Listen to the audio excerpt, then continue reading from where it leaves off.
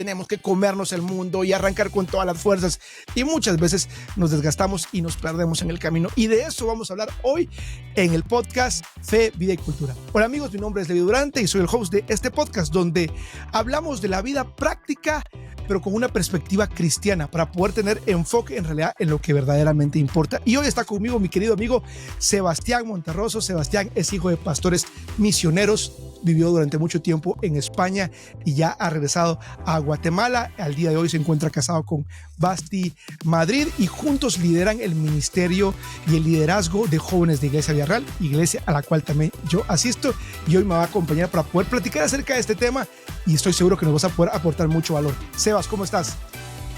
¿Qué tal, Levi? Muchísimas gracias por la invitación. Feliz, totalmente agradecido. Hemos estado hablando ya mucho tiempo, anhelando que llegara este día y desde ya bendecimos este proyecto. Sabemos que va a ser de mucha bendición para todos y creo que primeramente nosotros somos los que salimos beneficiados aprendiendo y exponiéndonos a ello. Así que gracias por la invitación, Levi. No, hombre, a vos por estar acá, y quisiera que entráramos en materia y quisiera, Sebas, que nos contaras, pues como lo mencionaba al inicio en la introducción, pues estás trabajando como con jóvenes, estás metido en el liderazgo, sí.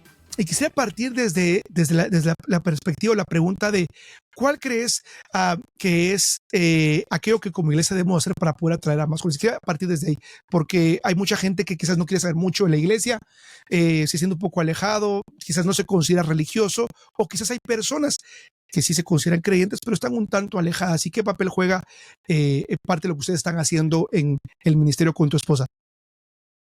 Yo creo que siempre es necesario un espacio o un lugar donde podamos tender una mano de ayuda, donde pueda ser un espacio también donde jóvenes en esta ocasión puedan atender a sus preguntas de una forma bibliocéntrica, cristocéntrica, porque muchos de ellos están con preguntas sin resolver, en donde encuentran esa respuesta en la cultura, en algún movimiento político, y no necesariamente son principios que te ayudan en la vida.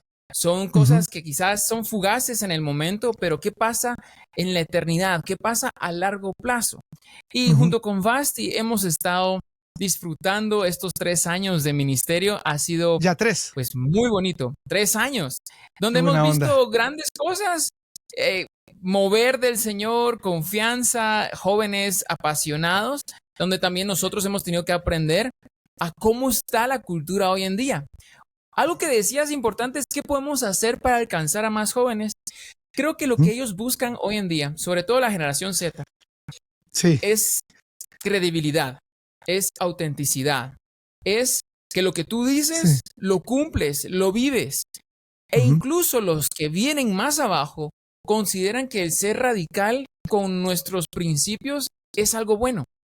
Cuando mi generación, que yo soy millennial, vemos eso como algo malo, creo que ahora el péndulo que se fue a mucho libertinaje está regresando a un péndulo de buscar ser conservadores porque han visto que no es sostenible, ¿verdad? Y muchos vienen pero que y también la iglesia, es ser diferente, ¿no? Sí, y creo que es ahí en la iglesia donde hemos encontrado ese momento de poder compartir todos y caer a la conclusión de que una vida sin propósito no tiene sentido. Y ese propósito solo nos lo da Jesús. Y por eso estamos teniendo estas conversaciones, ¿verdad?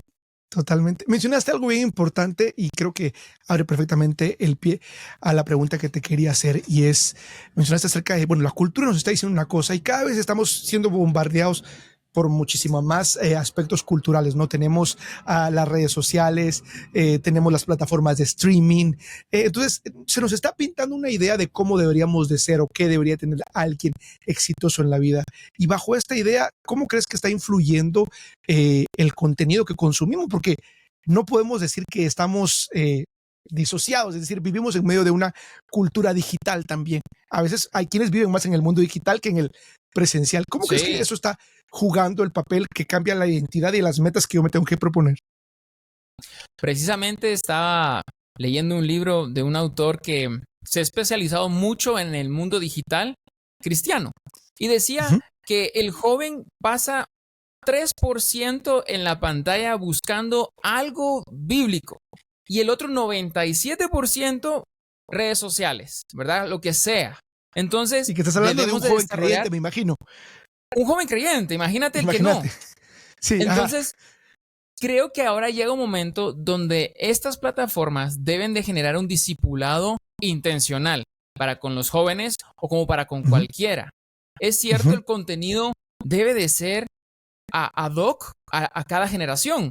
No puedes plantear un mensaje muy largo comparado con los reels que tienen cierta limitación de tiempo o cualquier TikTok que haya, ¿verdad? Tenemos que adecuarnos sin perder la esencia, ¿verdad? Que hoy en día también nos encontramos con una cultura cristiana que diluye, ¿verdad? El contenido para que sea positivo cuando también hay que confrontar con amor, con gracia y mostrar la verdad, ¿verdad? Como es. Claro. Y bajo esta idea, ¿crees que las personas tienden a vivir, digamos, una vida doble en el sentido de que las metas y los sueños que tienen en realidad no son tan propios, sino que son resultado de lo que vemos en redes sociales, de lo que vemos en las películas? Sí. ¿Cómo crees que eso influye? Porque hablas de la generación Z y si bien la generación millennial ya es como medio compleja con el tema del matrimonio, la familia, pues no queremos atacar a la generación Z, pero digamos, hay nuevas ideas que se están volviendo, vamos a decir entre comillas, verdades. Es decir, es como lo normal ahora. ¿Cómo crees que uno puede cuidar el corazón? Y no vamos a solo millennials, todos, es decir, baby boomers, generación X, la edad que tengas y que estés viendo, escuchando este podcast, tenemos que escuchar lo que escuchamos, lo que vemos. ¿Cómo crees que eso influye la forma en la que pensamos y las metas que nos ponemos? Ahora que lo estamos viendo y lo estamos analizando, mucho de lo que nosotros consumimos o lo que aprendemos, escuchamos, en eso nos convertimos, independientemente de la etapa en la que estemos. Por ejemplo, las redes sociales tienen un gran impacto a día de hoy en nuestro estilo de vida, donde hemos perdido el momento. Precisamente ahora estamos pasando distintas celebraciones, Navidad, Año Nuevo, vengo de un gender reveal, ¿verdad? Donde ya el protagonismo se lo lleva el celular. Ya no hay aplausos porque las manos están ocupadas sujetando el celular. Ya no hay abrazos porque interrumpo la toma. Entonces creo que hemos perdido muchísimo el momento de poder estar presentes. Y las redes sociales es una herramienta que nos ha permitido disfrutar de tener una comunicación universal, una comunicación global, pero perdemos los esenciales, perdemos lo básico y creo que si caemos todos en que el hombre ha sido creado para compartir con los demás, no debemos de vivir solos. Eso es algo que el Señor también diseñó. Creó a hombre y a mujer para que en su debido momento podamos compartir la vida los unos con los otros y también traer vida a esta tierra con hijos, ¿verdad? Y creo que eso es algo que hoy se centra mucho en tienes que realizarte antes, tienes que completar tus sueños antes. ¿Qué pasa si lo haces con tu cónyuge? ¿Qué pasa si lo logras con tu hijo o hija? Quiero que sepan que yo admiro muchísimo a Levi y a su esposa Majo porque ahí salen con su preciosa nena de aventuras y miren, se van a bosques, a lagos, de viajes. Yo aprendo mucho de ellos y ellos me modelan que sí es posible, que sí se puede disfrutar de la vida casados, con hijos y ser una familia íntegra.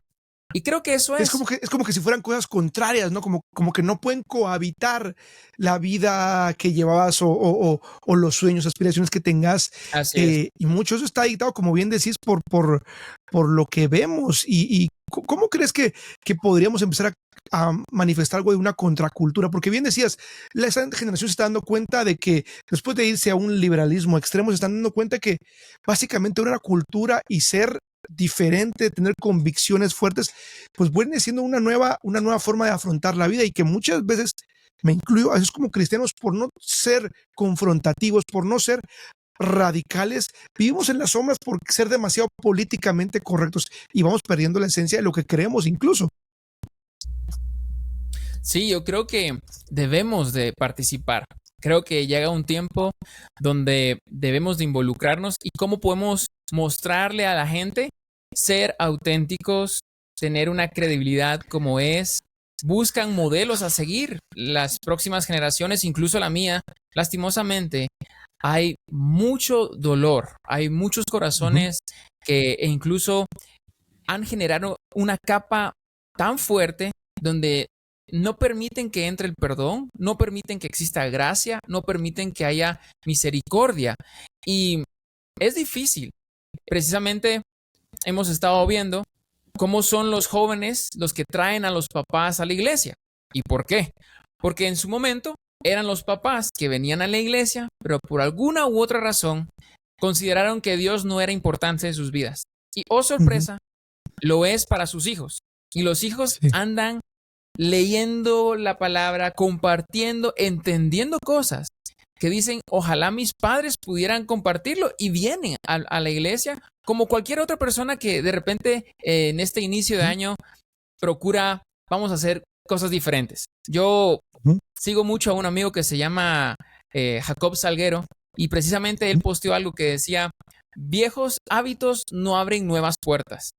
Y creo que eso es algo que debemos de apuntar si queremos hacer algo diferente en este año, con un propósito, con una razón de ser. Porque llega un punto donde debemos de estar más preocupados por quiénes somos nosotros, de por lo que la gente pueda decir de nosotros. Hay un pasaje bíblico en Mateo 16. Me gusta mucho porque siempre caigo a la Biblia y siempre busco la historia de Jesús. Y me imagino cómo eran los discípulos. Sabemos que históricamente los discípulos pues eran jóvenes, exceptuando Pedro, era el adulto junto con Jesús. Los demás todos eran adolescentes porque no cobraban impuestos a la hora de entrar al templo judío. Y entonces ellos le hacían preguntas, ¿verdad? Y Jesús mismo se tomaba el tiempo de responder. En este pasaje vemos cómo Jesús le comenta a sus discípulos que Jesús dijo a sus discípulos, si alguien quiere venir en pos de mí, niéguese a sí mismo, tome su cruz y que me siga, porque el que quiera salvar su vida, la perderá, pero el que pierda su vida, no por causa de mí, la hallará. Pues, ¿qué provecho obtendrá un hombre si gana el mundo entero, pero pierde su alma? ¿O qué dará un hombre a cambio de su alma? Porque el Hijo del Hombre ha de venir en la gloria de su Padre con sus ángeles, y entonces recompensará a cada uno según su conducta. Entendiendo que, ¿de qué sirve yo buscar la aprobación de la gente con que redes sociales tenga todos los likes o haga el viaje del sueño porque tal famoso lo hizo, si pierdo mi propia alma, si no dedico tiempo a qué es lo que Dios piense de mí y cuál es su propósito para mí en esta tierra? Y creo que eso puede causar una gran diferencia para ahora, en el principio de año, decir, bueno, yo tenía unos hábitos que no me permitían abrir ciertas puertas. Creo que estamos en un buen momento para, no solo como individuos, sino como generación, de poder inspirar a otros y decir, cambia. Hay otra oportunidad, hay otra salida, hay otro estilo de vida que no necesariamente busca la aprobación de la gente, sino buscas la aprobación de Dios. Totalmente, Sebas. Y justo lo que yo rescato en esto que decís es el hecho de cómo hacemos para, no solo para los jóvenes, sino para nosotros, los baby boomers, los millennials, cualquier persona que sea, poder tener nuestra opinión centrada en lo que Dios dice acerca de nosotros y no en una validación externa, porque las redes sociales pues, nos inyectan esa dopamina de que vayamos detrás de la aprobación o el visto bueno de otros. ¿Cómo cuidamos nuestro corazón en medio de todo esto? Sí, sí. Precisamente yo sufrí por eso. Yo antes era alguien que buscaba la aprobación de todos y era insostenible. Nunca le iba a caer bien a todos. Quizás lo que yo... y lo que yo hiciera, alguien iba a decir, fue insuficiente. Entonces, caí en la conclusión que mi problema era en dónde estaba puesta mi identidad. Hoy estamos en un tiempo donde la identidad es lo que más... digamos, está siendo atacada, donde es mucho más volátil, donde la gente se puede, no sé, identificar de un género de otro en cuestión de sentimientos. Pero creo que es un momento donde debemos encontrar nuestra identidad en quién nos creó, del por qué estamos acá. Hablaba con mi esposa de cuáles son esas 3 preguntas existenciales, ¿verdad? Y son o suelen ser, o las que yo he considerado es, quién me creó, por qué estoy aquí y a dónde voy.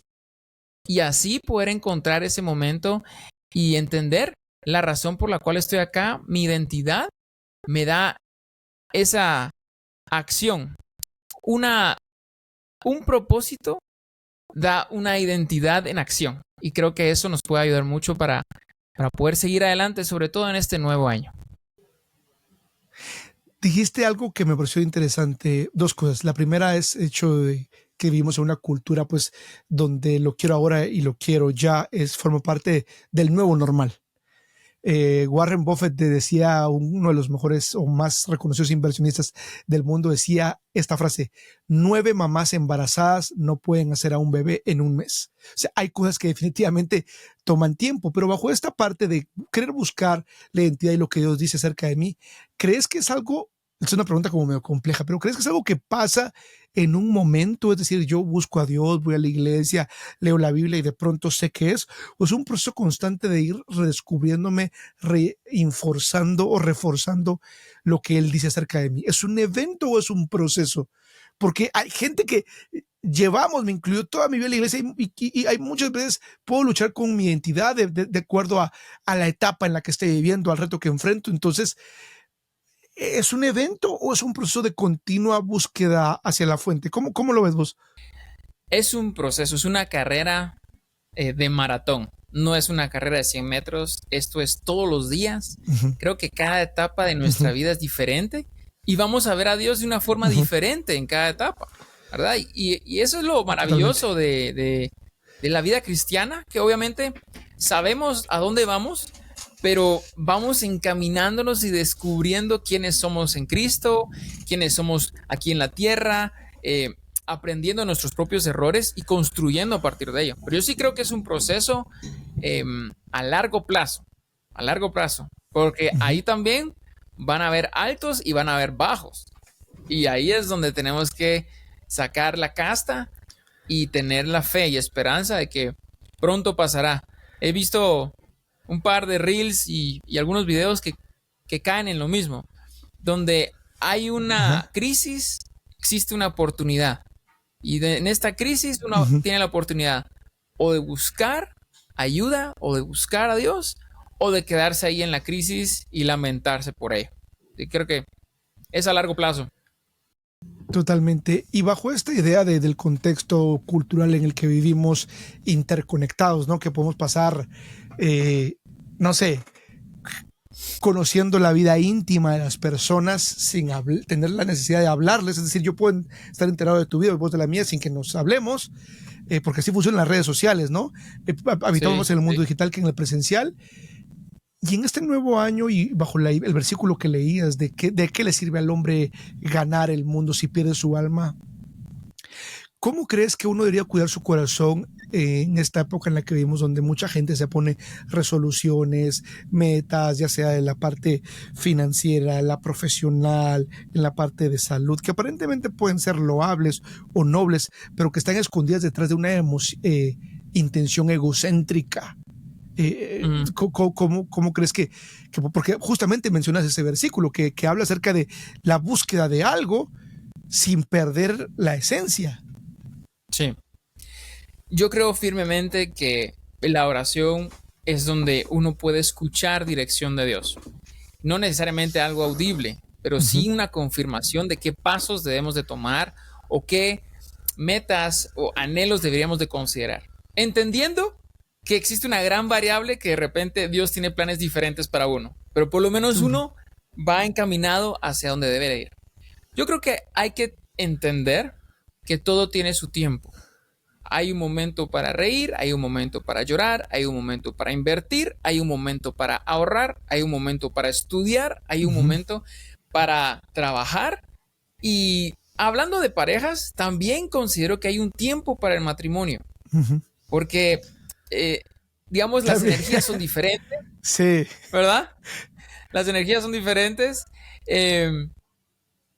y los recursos son diferentes. Claro. Pero también hay un tiempo para todo eso. Y creo que no debemos de buscar completar una lista de metas y sueños si antes no lo consultamos al Señor? Porque nos podríamos frustrar e incluso podríamos no completar absolutamente nada de eso y nos vamos a sentir frustrados. Pero ¿qué pasa si son 3 objetivos y vas cumpliendo uno, y a medida que vas cumpliendo uno, sueltas y recibes otra encomienda? A mí hay una frase que mi papá me decía muchas veces: mijo, usted tiene que soltar algo para poder recibir algo nuevo. Aprenda a no tener las manos siempre llenas de lo que fuera, trabajo, estudios, otros proyectos. Aprenda a presupuestar esas variables que el Señor tiene para uno. Buenísimo. Y bueno, y le doy vuelta a lo que dijiste. ¿Qué pasa con la gente? ¿Qué crees que pasa? Que pues se propone muchas cosas y efectivamente las logra sin consultarle a Dios. Bueno. Y hay mucha gente así, mucha gente exitosa dentro de lo que la sociedad puede creer, pero el mismo éxito únicamente viene al final del día a alimentar un vacío. Como si es como estar en el desierto y tomar Coca-Cola fría, ¿no? Te va a quitar la sed en el ratito, pero solo te va a hacer más lata, es decir, te va a dar más sed. Sí. ¿Cuál crees que debería ser el parámetro? Si bien mencionas que debemos de orar y consultarlo a Dios, ¿cuál crees que debería ser el paso para que aquellas personas pues, que no son mucho de orar, la verdad? Que ni siquiera, porque hay gente que no ora ni siquiera para los alimentos. Entonces, como comentarle a alguien: mira, tienes que buscar más Dios y orar y consultarlos, como damos por entendido que esa persona pues, tiene una relación. Para orar yo tengo que tener una relación. ¿Cómo crees que podemos este año, creyentes y no creyentes, independientemente de la fe que profese las personas que estén viendo o escuchando este podcast, cómo pueden acercarse más a Dios cuando a veces parece muy distante? Vos decías, puedes orar y no lo vas a hacer de manera audible, y para muchas personas el ejercicio de orar pues suena medio raro, aunque pareciera muy normal. Para muchas personas es como, ok, ¿cómo oro? A tal punto que los mismos discípulos de Jesús, que le dijeron: Señor, enséñanos a orar. Algo que parece demasiado básico. Es lo único que tuvieron que hacer. Sí.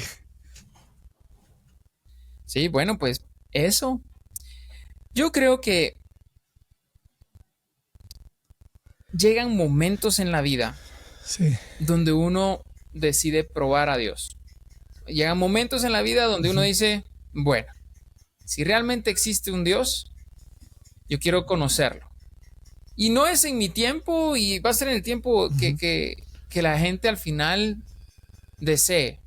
Pero cuando llegue ese momento, va a ser el tiempo donde tú puedas pedir ayuda y consejo. ¿Qué pasa en el mundo, digamos, laboral, en el mercado? Si uno pide ayuda, se ve como una debilidad. Si uno pide consejos, se ve como algo muy vulnerable. Entonces prefiero resolverlo por mi cuenta. Cuando se trata de la fe, es ahí donde uno debe de pedir ayuda, consejo, acompañamiento, y así poder interpretar qué es lo que Dios tiene preparado para nosotros. Ahorita, gracias a Dios, hemos estado viendo muchos testimonios de gente muy exitosa que puede decir: miren, conseguí absolutamente todo lo que quería, pero aún no me sacia. No sé, hay algo. Todo el mundo dice: hay algo que falta. Que es un vacío que no lo puede llenar con nada más, ¿no? Y creo que es ese momento de conocer a Jesús. No, uno lo intenta. Yo lo intenté. Y no pude, no lo logré. Al contrario, cada vez iba en decadencia. Y llevo 10 años aquí en Guatemala, donde me ofreció una segunda oportunidad de vida, de construcción, y he visto un gran cambio. O sea, yo he tenido un antes y un después en mi vida. No les digo que haya sido algo pleno. Hoy estoy viendo ya esos frutos de confiar en el Señor. Pero para el que, como bien decías, bueno, yo he conseguido todo. Mira, la gracia del Señor alcanza a todos. Y si lo has logrado, ¿qué vas a hacer con todo eso? ¿Cómo crees que alguien que pues siente que le va bien, que está logrando todo, pues puede o debería buscar a Dios? Porque a veces como el mensaje que se nos ha vendido es, así como lo escuché una vez decirle a Antegel, como el mensaje para el desgraciado, ¿no? sea, tú que estás pensando tirar de un puente y te querés morir, este mensaje es para ti. Entonces, pero hay personas que quizás dicen su autosuficiencia, no, la verdad que yo lo tengo porque... Sí. Ajá. Que les va bien, que están bien, que todo tranquilo. Sí, sí, es precisamente, por eso mencionaba este pasaje, porque no necesariamente uno tiene que estar en crisis o en una circunstancia mala para darle la oportunidad a conocer a Dios. Uh-huh.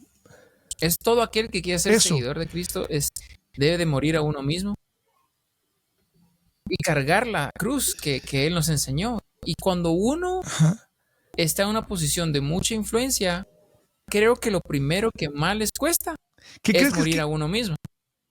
¿Qué crees que en nuestros tiempos implicará morir a uno mismo? ¿Qué crees que podríamos traducirlo, digamos así?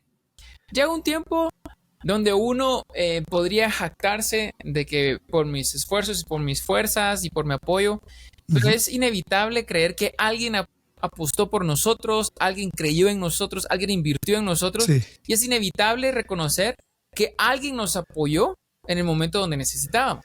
Entonces, morir a nosotros mismos es tener esa humildad de decir, un momento, yo estoy acá porque alguien invirtió tiempo, estudios, enseñanzas, recursos en mí. Y un corazón agradecido, sin duda es un corazón feliz. Porque alguien que es infeliz busca formas materiales de llenar esa felicidad. Pero cuando uno empieza a vivir en agradecimiento, como que experimenta esa plenitud de decir, estoy agradecido con lo que tengo. Mucho, poco, estoy agradecido. Y eso hace una gran diferencia. Y sobre todo aquellos que hemos estado constantemente luchando para alcanzar metas, objetivos, sobre todo ahorita en Año Nuevo, ¿te has parado a pensar en lo agradecido que deberíamos de estar por lo que sucedió el año pasado? Aunque hayan habido momentos complejos, tenés la oportunidad de hacer hábitos diferentes, plantear un año mejor y la oportunidad de disfrutarlo en familia, amigos, trabajo, estudios. Y si no tienes alguno de eso, lo vas a tener. Solo hay que, como decía antes, estar agradecidos con lo que tenemos. Porque si no somos buenos mayordomos de lo que tenemos, ¿cómo vamos a gestionar algo más? Y creo que por ahí podría ir. Totalmente. Y lo que decís es algo tan importante porque creo que cada vez estamos en una cultura de más insatisfacción, o sea, queremos más cuando es suficiente. Vos hablabas algo de la gratitud. Yo creo que es un buen valor o algo que queremos empezar a practicar, sobre todo en este inicio de año, como digo, es como metas y alcanzar y pero hacer esas pausas para agradecer el techo que ya tengo, el vehículo en el que estoy, el trabajo, la forma del sustento que tengo, porque en la necesidad de querer crecer, en esa ambición, en ese deseo insaciable por comerme al mundo, puedo perder yo los pequeños momentos o las pequeñas cosas que realmente terminan siendo grandes cosas, como es la salud, tener a mis papás, y pues si los tenés contigo, y si no, pues saber apreciar. ¿Y cómo crees que podríamos apreciar más? Vos mencionaste algo al inicio, el hecho de estar presente este año en nuestras familias, en nuestros trabajos, en el ministerio. Y cuando digo presente, es decir, enfocarme en hacer las cosas para la gloria de Dios, no para que las demás las vean, sino que independientemente si tengo el reconocimiento de alguien más, yo busco hacer las cosas como para Dios, porque al parecer, si nadie más nos está viendo o no recibimos ese mensaje o esa palabra de ánimo de que lo estás haciendo bien, a veces como que no se siente bien. Y no sé si te pasará, pero sobre todo en el ministerio, yo vengo pues también de papás pastores, y muchas veces somos humanos, ¿no? Y a veces una palabra de ánimo reconforta. No podemos decir que no, pero también cuando hay una ausencia de ese tipo de palabras, es como, ok, debo tener como que la madurez para poder continuar haciendo las cosas a pesar de que no hay una voz que me diga sigue adelante. ¿Cómo? No sé si es algo que te ha pasado o tiene sentido lo que estoy diciendo, pero ¿cómo manejar eso? Porque creo que es como complejo y difícil Y puede pasar, no solo en la iglesia, puede pasar en casa. Papás que nos están viendo, que a veces dicen, bueno, siento que no se siento valorado el esfuerzo que estoy haciendo. Mamás que trabajan fuera de casa, en casa o solo en casa, en cualquier índole. Y aprender cómo a valorar esa parte.